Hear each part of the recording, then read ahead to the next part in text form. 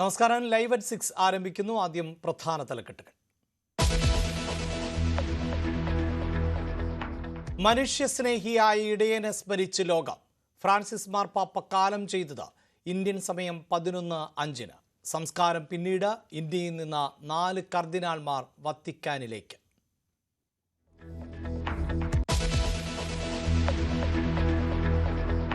യാത്രയായത് Latin അമേരിക്കയിൽ നിന്നുള്ള ആദ്യ മാർപ്പാപ്പ. നവീന ആശയങ്ങളെ ചേർത്ത് പിടിച്ച പുരോഗമനവാദി. സ്വവർഗാനുരാഗികളെ ദൈവത്തിന്റെ മക്കളെന്ന് വിശേഷിപ്പിച്ച മനുഷ്യത്വവാദി. സ്ത്രീകളുടെ കാൽ കഴുകിയും മാതൃക.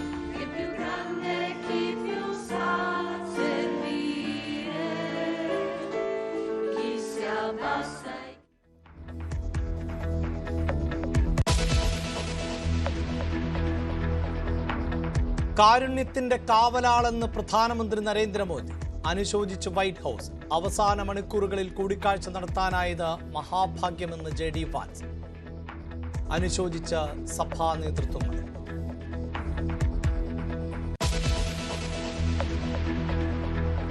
ഷൈനിന്റെ ലഹരിബന്ധം വിശദമായി അന്വേഷിച്ച് പോലീസ്. മൊഴികളിൽ പരിശോധന തുടരുന്നു.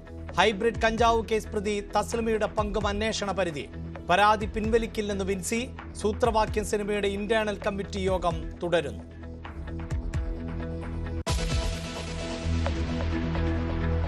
മുനമ്പത്ത് തടസ്സം പ്രതിപക്ഷത്തിന്റെ കേസെന്ന് BJP. ചട്ടങ്ങൾ ഉണ്ടാക്കുമ്പോൾ പ്രശ്നം തീരുമെന്ന് സംസ്ഥാന അധ്യക്ഷൻ ന്യൂസ് 18നോട്. ബില്ല് അദ്ദേഹം പറഞ്ഞു മുനമ്പത്തെ ജനങ്ങളുടെ പ്രശ്നങ്ങളെ പരിഹരിക്കും എന്ന് ഭയങ്കര ക്ലിയർ ആയിട്ട് പറഞ്ഞില്ലേ.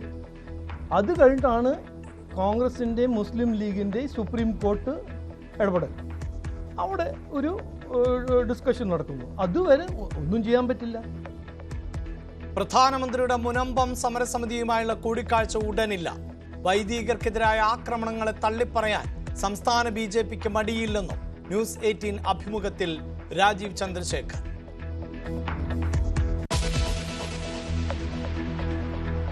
UDF പ്രവേശം ഉറപ്പിച്ച് PV അൻവർ. ലീഗിന്റെ ഉറച്ച പിന്തുണ. സ്ഥാനാർത്ഥി ആരായാലും അൻവർ അംഗീകരിക്കുമെന്ന് VD സതീശൻ.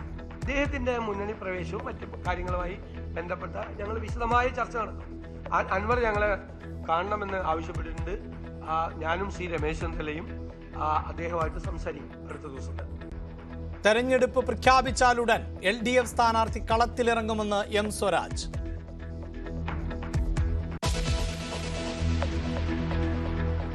നാലാം വാർഷികാഘോഷത്തിൽ സർക്കാരിന്റെ ഭരണ നേട്ടങ്ങൾ എണ്ണിപ്പറഞ്ഞ് മുഖ്യമന്ത്രി. പ്രതിസന്ധി കാലത്ത് പോലും കേന്ദ്രം സഹായിച്ചില്ലെന്ന് വിമർശനം. ബഹിഷ്കരിച്ച് പ്രതിപക്ഷം. ആഘോഷം ദൂർത്തെന്ന് UDF.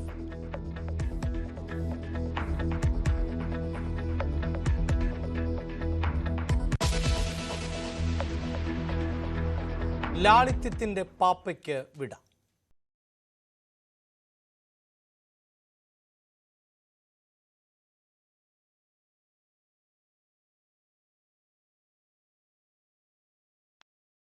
ആഗോള കത്തോലിക്ക സഭയുടെ തലവൻ ഫ്രാൻസിസ് മാർപ്പാപ്പ കാലം ചെയ്തു. വത്തിക്കാനിലെ വസതിയിൽ പ്രാദേശിക സമയം പുലർച്ചെ 7:35 അന്ത്യം. 88 വയസ്സായിരുന്നു. 11 വർഷം ആഗോള സഭയെ നയിച്ച പിതാവാണ് വിടവാങ്ങിയത്.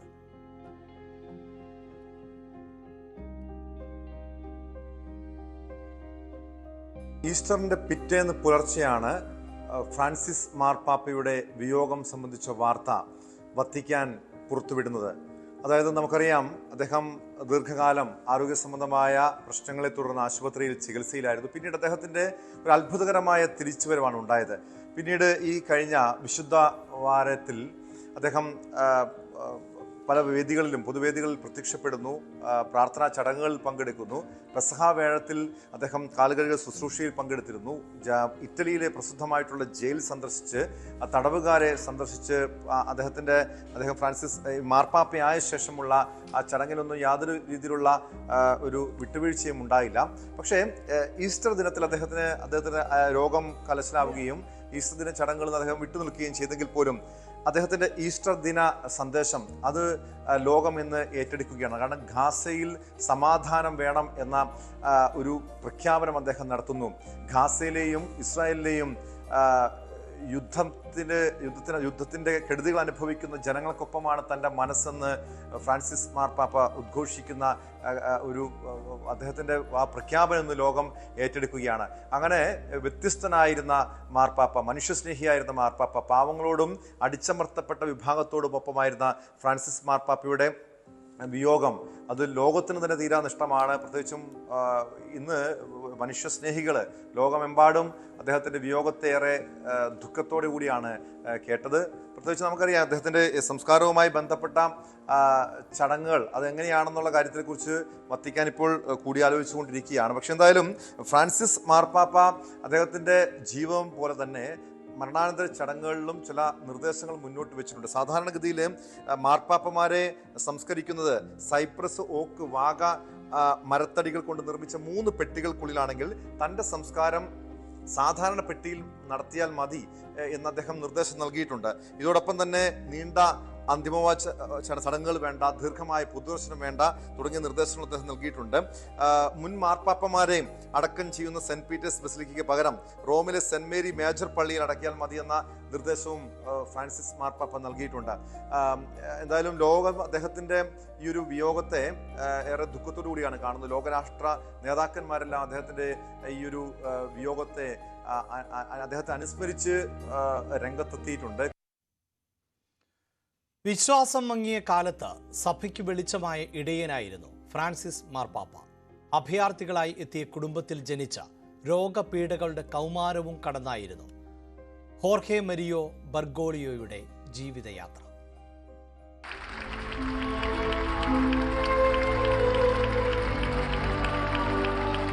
കത്തോലിക്ക സഭയുടെ 2000-ലധികം വർഷത്തെ ചരിത്രത്തിൽ ആദ്യമായാണ് ഫ്രാൻസിസ് എന്ന പേര് ഒരു മാർപ്പാപ്പ സ്വീകരിക്കുന്നത്.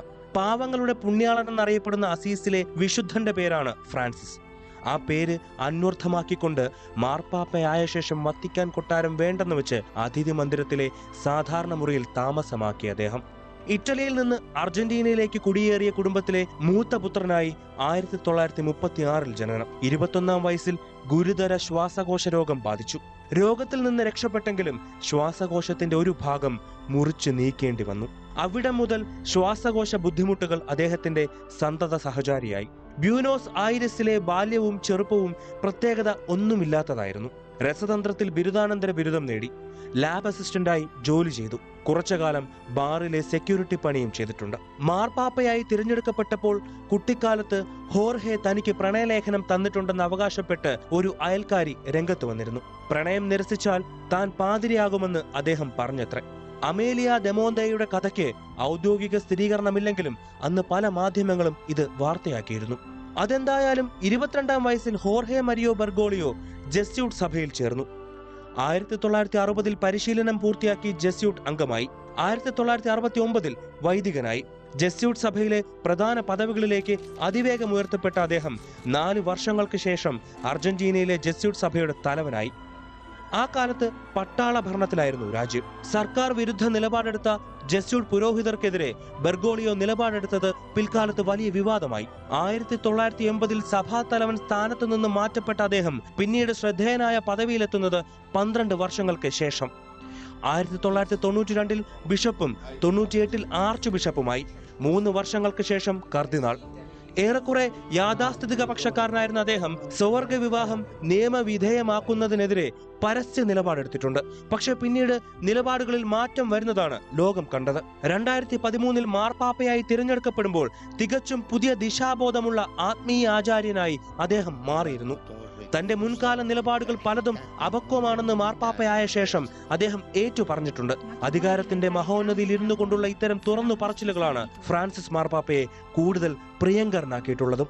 News desk, news 18. മാർപ്പാപ്പയെ ബെസേലിയോസ് ക്ലീമിസ് ബാവ അനുസ്മരിച്ചു. നമുക്ക് ഈ ഫ്രാൻസിസ് മാർപ്പാപ്പയെ കുറിച്ച് സംസാരിക്കുന്നതിന് നമുക്ക് അദ്ദേഹത്തെ അടുത്തറിയാവുന്നവർക്കെല്ലാം സന്തോഷമാണ്.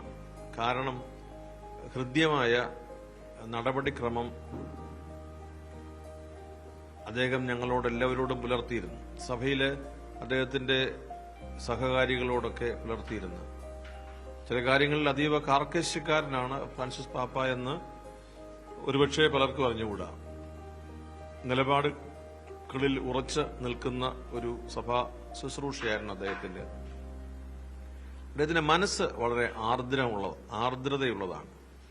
പ്രത്യേകിച്ച് ഈ അവഗണിക്കപ്പെടുന്നു, ദുർബലരായ മനുഷ്യർ, ആരുമില്ലാത്തവർ, അല്ലെങ്കിൽ അധികാരം കൊണ്ട് ഞെരുക്കപ്പെടുന്നവർ, അങ്ങനെയുള്ളവരോട് പാപ്പ അസാധാരണമായ ഒരു അടുപ്പം കാണിക്കും. ബുദ്ധി കൊണ്ടും ഹൃദയം കൊണ്ടും ജനങ്ങളുമായി സംവദിച്ച വ്യക്തിയെന്നും സത്യത്തിനും നീതിക്കും സാഹോദര്യത്തിനും വേണ്ടി സംസാരിച്ചയാളെന്നുമാണ് മാർപ്പാപ്പയെ മാർ ജോർജ് ആലഞ്ചേരി അനുസ്മരിച്ചത്. മാർപ്പാപ്പയുടെ വിയോഗം നമ്മെല്ലാവരെയും സംബന്ധിച്ചിടത്തോളം വളരെ ഏറെ ദുഃഖം ജനിപ്പിക്കുന്ന ഒന്നാണ്. ക്രൈസ്തവർക്ക് മാത്രമല്ല, ലോക ജനതയ്ക്ക് മുഴുവൻ. എന്താണ് എന്ന് ചോദിച്ചാൽ, അദ്ദേഹം ബുദ്ധി കൊണ്ട് മാത്രമല്ല ഹൃദയം കൊണ്ടുകൂടി മനുഷ്യരോട് സംവദിച്ചവനും തൻ്റെ ജീവിതത്തിൽ ഹൃദയത്തിൻ്റെതായ ഒരു ജീവിത ശൈലി അവതരിപ്പിച്ചവനുമാണ്. അത് കർത്താവായ ക്രിസ്തുവിൽ നിന്ന് തന്നെയാണ് അദ്ദേഹം നേരിട്ട് മനസ്സിലാക്കിയിട്ടുള്ളത്. ഫ്രാൻസിസ് ലോകത്തിന്, ക്രൈസ്തവ സഭകൾക്ക് ഒരു മേലധ്യക്ഷ ശുശ്രൂഷയുടെ അല്ലെങ്കിൽ സഭാ നേതൃത്വത്തിന്റെ ശുശ്രൂഷയിലൂടെ തനതായ ഒരു മാതൃക നൽകിയ ആളാണ്. അത് അത്യന്താധുനികമായ ഒരു മാതൃകയാണ്. അതൊരു പദവി എന്നുള്ളതിനേക്കാൾ ഉപരി ഒരു ശുശ്രൂഷയായിട്ട് നിർവഹിച്ചവനാണ്. നിരീശ്വരവാദികളെയും സ്വവർഗാനുരാഗികളെയും ചേർത്ത് പിടിച്ചയാളാണ് മാർപ്പാപ്പയെന്ന് മാർ റാഫേ തട്ടിൽ. മാർപ്പാപ്പയ്ക്ക് ഇഷ്ടമില്ലായിരുന്നു ചിലപ്പോൾ സെയിം സെക്സ് ഹോമോസെക്ഷൽസ്, അവരോടൊക്കെ മാർപ്പാപ്പ ചിലപ്പോൾ കത്തോലിക്ക സഭയിലെ വളരെ കണിശമായിട്ടുള്ള നിയമസംഹിതയുടെ ഉള്ളിൽ നിന്നുകൊണ്ട് സംസാരിക്കുന്നതിനേക്കാൾ ദൂർത്തപുത്രനെ സ്വീകരിച്ച ഒരു നല്ല അപ്പൻ്റെ സ്നേഹത്തോടുകൂടെ അവർ ചെയ്യുന്നതൊന്നും ശരിയാണെന്നുള്ള അർത്ഥത്തിലല്ല, പക്ഷെ അവർ പരിഗണിക്കപ്പെടേണ്ടവരാണ്, അവർ മാറ്റി നിർത്തപ്പെടാൻ പാടില്ല എന്ന് വിശ്വസിക്കുന്ന ഒരു മാർപ്പാപ്പ. സീറോ മലബാർ സഭാതിരൂപതയുടെ ആർച്ച് ബിഷപ്പ് മാർ ജോസഫ് പാംബ്ലാനിയും അദ്ദേഹത്തെ അനുസ്മരിച്ചു.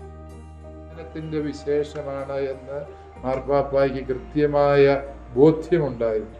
അവസാനമായി പാപ്പായെ അനുസ്മരിക്കുമ്പോൾ പരിസ്ഥിതിയെ അങ്ങേയറ്റം സ്നേഹിക്കുന്ന, ഈ പ്രപഞ്ചം നമ്മുടെ പൊതുഭവനമാണ് എന്ന വിചാരവും വികാരവും മാർപ്പാപ്പ സൂക്ഷിച്ചിരുന്നു എന്നുള്ളതാണ് സത്യം. അതുകൊണ്ട് തന്നെയാണ് ഈ പ്രപഞ്ചത്തെ നാം സംരക്ഷിക്കേണ്ടതിൻ്റെ ആവശ്യകത വെളിപ്പെടുത്തിക്കൊണ്ട് ചരിത്രപ്രസിദ്ധമായ ലൗദാത്തോ സി എന്ന ചാക്രിക ലേഖനം മാർപ്പാപ്പ പ്രസിദ്ധം ചെയ്തത്. ഈ ഭൂമിയിലെ ഓരോ പുൽത്തരിയും അതുപോലെ ഈ ഭൂമിയിലെ ഓരോ ജീവജാലവും ദൈവത്തിൻ്റെ പദ്ധതിയുടെ ഭാഗമാണ് എന്നും അതിന് ദോഷം വരുന്നതൊന്നും മനുഷ്യരുടെ ഭാഗത്തു നിന്നുണ്ടാകരുത് എന്ന് നിർബന്ധ ബുദ്ധിയോടെ മാർപ്പാപ്പ സഭയെയും ലോകത്തെയും പഠിപ്പിച്ചു എന്നുള്ളതും ഈ അവസരത്തിൽ നാം അനുസ്മരിക്കേണ്ട സത്യമാണ്. മറ്റു വാർത്തകൾ ഇടവേളയ്ക്ക് ശേഷം.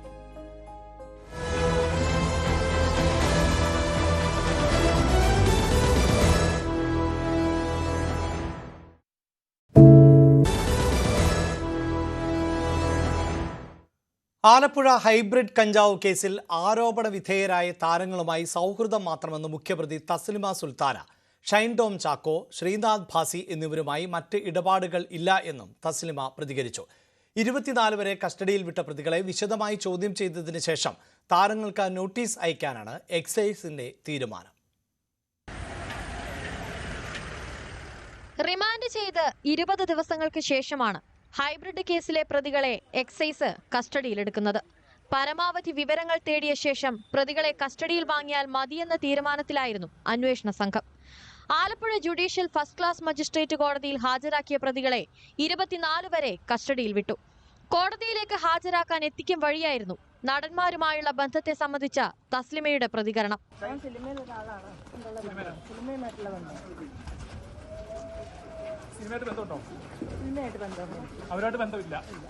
തസ്ലീമ സുൽത്താന, ഭർത്താവ് സുൽത്താൻ അക്ബർ അലി, ഫിറോസ് എന്നിവരെ ഒരുമിച്ചാണ് എക്സൈസ് കസ്റ്റഡിയിൽ വാങ്ങിയത്.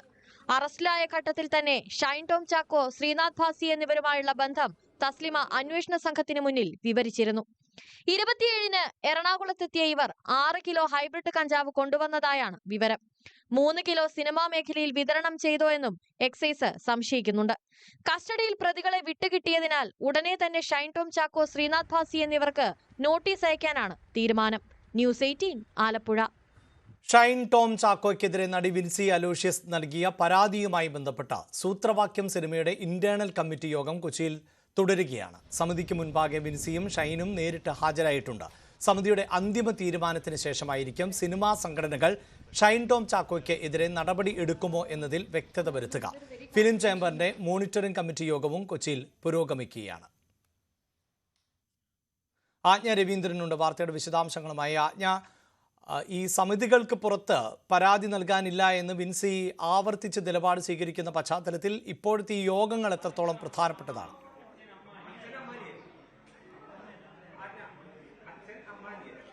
അഭിലാഷ, യോഗം പുരോഗമിക്കുകയാണ്. പ്രൊഡ്യൂസേഴ്സ് അസോസിയേഷന്റെ ആസ്ഥാനത്താണ് യോഗം പുരോഗമിക്കുന്നത്. നേരത്തെ തന്നെ ഫിലിം ചേംബറുമായി ബന്ധപ്പെട്ട ഒരു പ്രാഥമിക യോഗം കൂടിയിരുന്നു. പക്ഷേ അവർ നൽകുന്ന ഒരു വിശദീകരണം നേരത്തെ എല്ലാ മാസവും നടക്കുന്ന ഫിലിം ചേംബർ കോർഡിനേറ്റ് ചെയ്യുന്ന യോഗത്തിന്റെ ഭാഗമായി മാത്രമാണ്. പക്ഷേ ഇന്ന് ഈ സൂത്രവാക്യം സിനിമയുടെ IC ഉള്ളത് കൊണ്ട്, ആ പരാതിയും കൂടി മുന്നിലുള്ളത് കൊണ്ട് അതും കൂടി പരിഗണിച്ചു എന്ന് മാത്രമേ ഉള്ളൂ. അതേസമയം IC എന്ന് തീരുമാനമെടുക്കുന്നു. അതിനുശേഷം മാത്രമേ പ്രൊഡ്യൂസേഴ്സ് ഫിലിം ചേംബറിന് ഈ കാര്യത്തിൽ തീരുമാനമെടുക്കാൻ കഴിയുകയുള്ളൂ എന്നാണ് മനസ്സിലാക്കാൻ കഴിയുന്നത്. ഇപ്പോൾ നമ്മളുള്ളത് പ്രൊഡ്യൂസേഴ്സ് അസോസിയേഷന്റെ ആസ്ഥാനത്താണ്. ഇവിടെ ഈ സൂത്രധാരൻ സിനിമയുമായി ബന്ധപ്പെട്ടുള്ള IC ചേരുകയാണ്. നേരത്തെ തന്നെ വിൻസി അലോഷ്യസ് നേരത്തെ തന്നെ ഹാജരായിട്ടുണ്ട്. ഷൈൻ ടോം ചാക്കോ അല്പം മുമ്പ് ഹാജരായിട്ടുണ്ട്. ഇപ്പോൾ അദ്ദേഹത്തിന്റെ കുടുംബം, അച്ഛൻ, അമ്മ, അതുപോലെ സഹോദരൻ തുടങ്ങിയവരും ICക്ക് ഇവിടെ എത്തിയിട്ടുണ്ട്. എന്തായാലും ICക്ക് മുൻപാകെ വിൻസി അലോഷ്യസും ഷൈൻ ടോം ചാക്കോയും ഹാജരായിട്ടുണ്ട്. ഇതിനുശേഷം, അതായത് IC എടുക്കുന്ന തീരുമാനത്തിന് ശേഷം മാത്രമായിരിക്കും ഫിലിം ചേംബർ ഈ കാര്യത്തിൽ തീരുമാനമെടുക്കുക. 7 സംഘടനകളാണ് ഫിലിം ചേംബർ മോണിറ്റർ ചെയ്യുന്നത്. അതേസമയം വനിതാ ശിശുക്ഷേമ വകുപ്പ് വിൻസി അലോഷ്യസിന്റെ പരാതിയിൽ എന്ത് നടപടി സ്വീകരിച്ചു എന്ന് വ്യക്തമാക്കാൻ വേണ്ടി ഫിലിം ചേംബറിന് നോട്ടീസ് നൽകിയിട്ടുണ്ട്.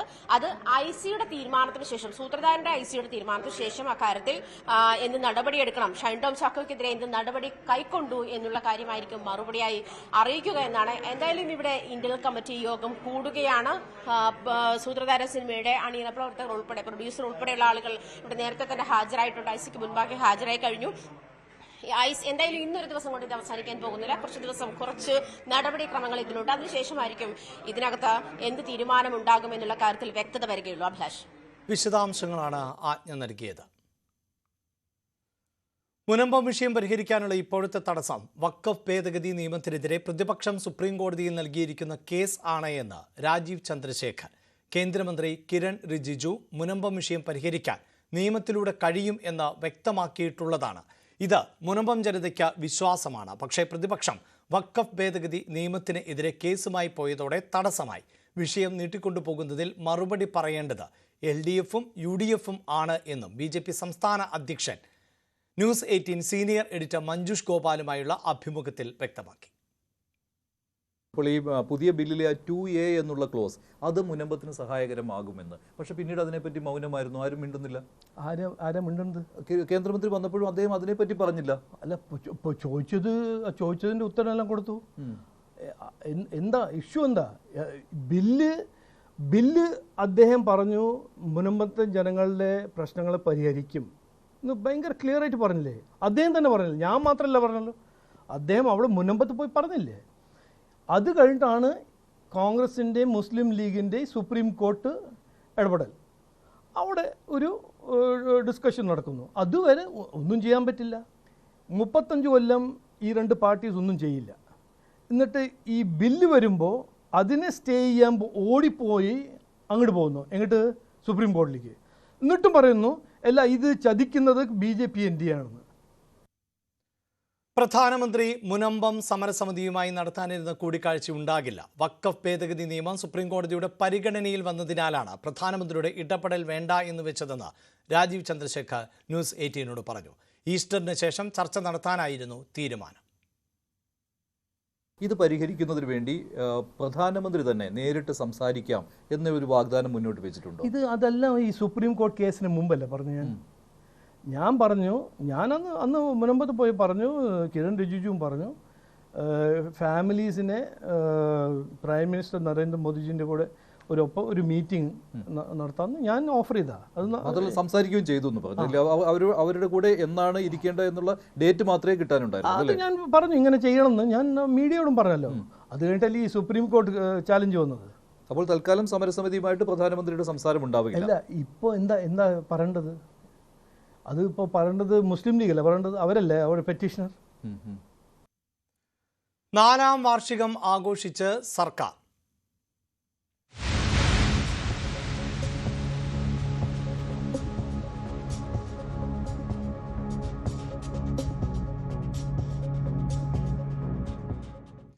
ദേശീയപാതയും ഗെയിൽ വാതക പൈപ്പ് ലൈനും അടക്കം നേട്ടങ്ങൾ എണ്ണിപ്പറഞ്ഞ് സർക്കാരിൻ്റെ 4ാം വാർഷികാഘോഷങ്ങൾക്ക് കാസർഗോഡ് കാലിക്കടവിൽ തുടക്കമായി. എല്ലാ മേഖലകളിലും മാറ്റത്തിൻ്റെ ചിത്രം കാണാമെന്ന് മുഖ്യമന്ത്രി പറഞ്ഞു.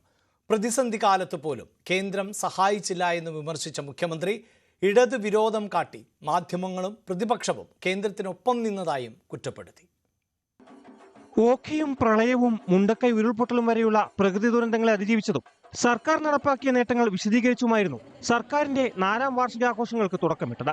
2ാം പിണറായി സർക്കാർ വന്നില്ലെങ്കിൽ എന്തായിരിക്കും അവസ്ഥയെന്ന് ഉദ്ഘാടന പ്രസംഗത്തിൽ ചോദിച്ച മുഖ്യമന്ത്രി കേരളത്തിൽ നടപ്പാകില്ലെന്ന് പറഞ്ഞ് ഉപേക്ഷിച്ച പല കാര്യങ്ങളും യാഥാർത്ഥ്യമാക്കിയതായി എടുത്തു പറഞ്ഞു.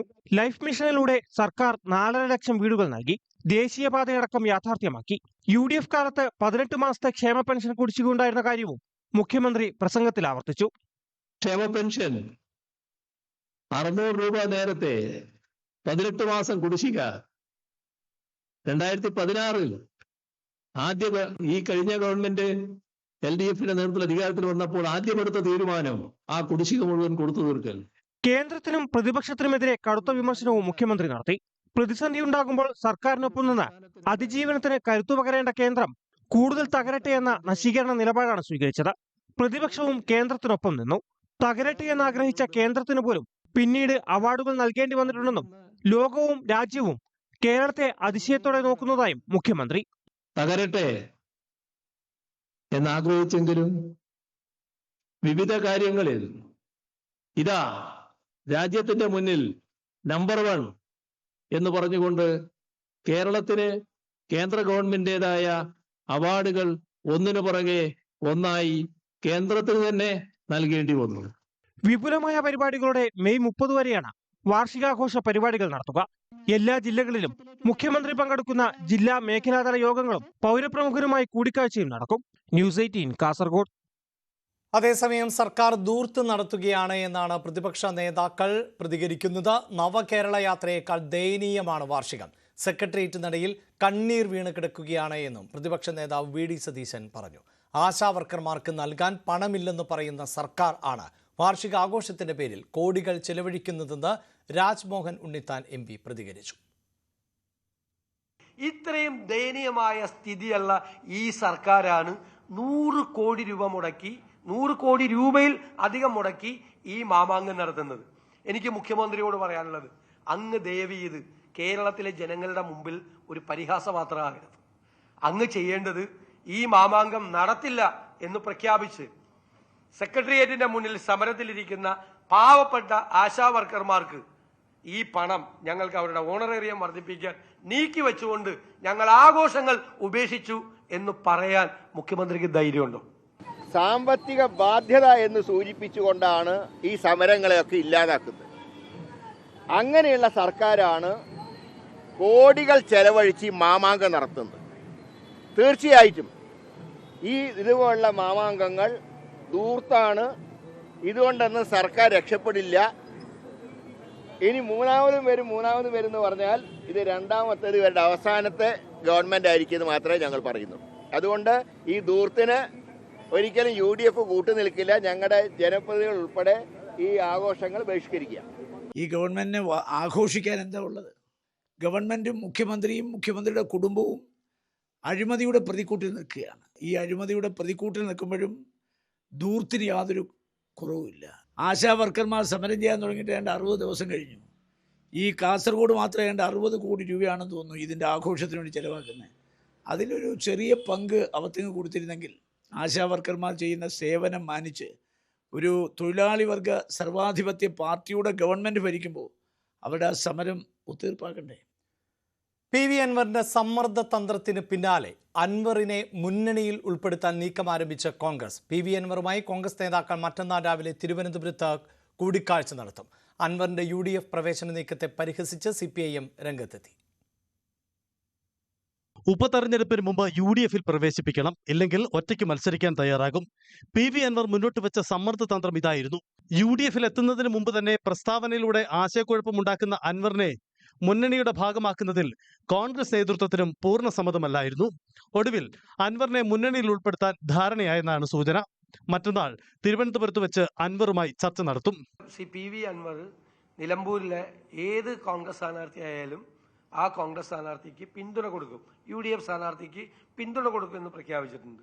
അദ്ദേഹം അവിടുത്തെ MLA ആയിരുന്നു. അദ്ദേഹം റിസൈൻ ചെയ്തുകൊണ്ടാണ് അവിടെ ഇലക്ഷൻ ഉണ്ടായത്. അദ്ദേഹത്തിൻ്റെ പിന്തുണ ഞങ്ങൾ സ്വീകരിച്ചിട്ടുണ്ട്. പിന്നെ അദ്ദേഹത്തിൻ്റെ മുന്നണി പ്രവേശവും മറ്റ് കാര്യങ്ങളുമായി ബന്ധപ്പെട്ട ഞങ്ങൾ വിശദമായ ചർച്ച നടത്തും. അൻവർ ഞങ്ങളെ കാണണമെന്ന് ആവശ്യപ്പെട്ടിട്ടുണ്ട്. ഞാനും രമേശ് ചെന്നിത്തലയും അദ്ദേഹമായിട്ട് സംസാരിക്കും അടുത്ത ദിവസം തന്നെ. അൻവറിനെ UDFിൽ പ്രവേശിപ്പിക്കുന്നതിൽ മുസ്ലിം ലീഗിനും പൂർണ്ണ സമ്മതമാണ്. അൻവർ മുന്നണിയെ ശക്തിപ്പെടുത്തുമെന്നാണ് ലീഗ് നിലപാട്. അൻവർ മുന്നണിയിലേക്ക് വരുമ്പോൾ അതിനൊരു ഗുണം ചെയ്യും, അതിനൊന്നും തർക്കമല്ല. കാരണം അൻവർ ഒന്നുമല്ലാത്ത അൻവർ 2009 പാർലമെൻറ്റിലേക്ക് ഇവിടെ മത്സരിച്ചിരുന്നു. അന്ന് ഈ മണ്ഡലത്തിൽ നിന്ന് അൻവറിന് 12,500ഓളം വോട്ട് പിടിച്ചിട്ടുണ്ട്. ആ വോട്ട് അൻവറിനുണ്ടല്ലോ.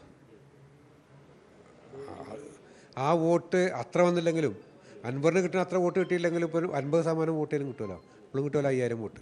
അതേസമയം CPM നേതൃത്വം അൻവറിന്റെ UDF പ്രവേശനത്തെ പരിഹാസത്തോടെ കാണുന്നു. അദ്ദേഹത്തിലാണ് UDF പ്രതീക്ഷ അർപ്പിക്കുന്നതെങ്കിൽ തെരഞ്ഞെടുപ്പ് കഴിയുമ്പോൾ UDF അത് ശരിയായിട്ട് മനസ്സിലാക്കിക്കൊള്ളും എന്ന് മാത്രമേ ഞങ്ങൾക്ക് അതിൽ പറയാനുള്ളൂ. അൻവർ UDFിലേക്ക് കയറാനുള്ള ഒരു പാലമായിട്ട് ഉപകരണം സമ്മർദ്ദം ചെലുത്തുകയാണെന്ന് കരുതാമോ? അതെനിക്കറിയില്ല. അതൊക്കെ അദ്ദേഹത്തിൻ്റെ കാര്യമാണ്, UDFിൻ്റെ കാര്യമാണ്. അവർ അനിവാര്യമായ ദുരന്തം ഏറ്റുവാങ്ങുമെന്ന് മാത്രമേ നമുക്കിപ്പോൾ പറയാനുള്ളൂ. കേരളത്തിലെ തൃണമൂൽ ഘടകത്തെ ഒന്നാകെ UDFിന്റെ ഭാഗമാക്കുന്നതിൽ കോൺഗ്രസിൽ എതിർപ്പുണ്ട്. എന്നാൽ PV അൻവറിനെ മാത്രം പരിഗണിക്കാമെന്നതാണ് നേതാക്കൾക്കിടയിലെ ധാരണയെന്നാണ് സൂചന. തിരുവനന്തപുരത്ത് നടക്കുന്ന ചർച്ചയിൽ ഇക്കാര്യങ്ങൾ ഉന്നയിച്ചേക്കാം. ഇതിന് PV അൻവർ വഴങ്ങുമോ എന്നതാണ് നിർണായകം. ന്യൂസ് 18 തിരുവനന്തപുരം. ലൈവ് at 6 പൂർണ്ണമാവുകയാണ്. ഇടവേളയ്ക്ക് ശേഷം സകലമാന കേരളവുമായി അനുശ്രീ ചേരും. നമസ്കാരം.